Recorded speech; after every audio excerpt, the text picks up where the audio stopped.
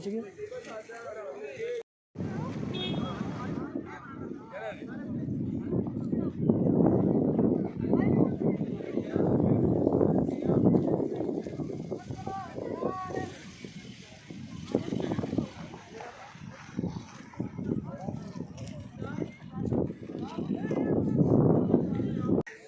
रुलते गए पर चस बड़ी आई है।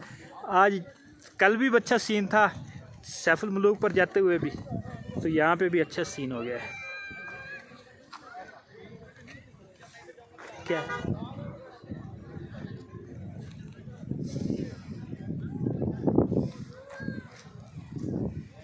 है ये है लोलोसर झील।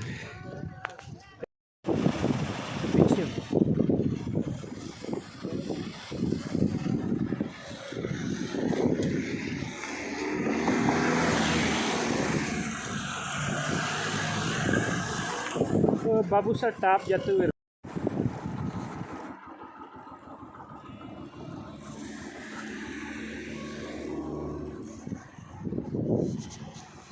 सुभान अल्लाह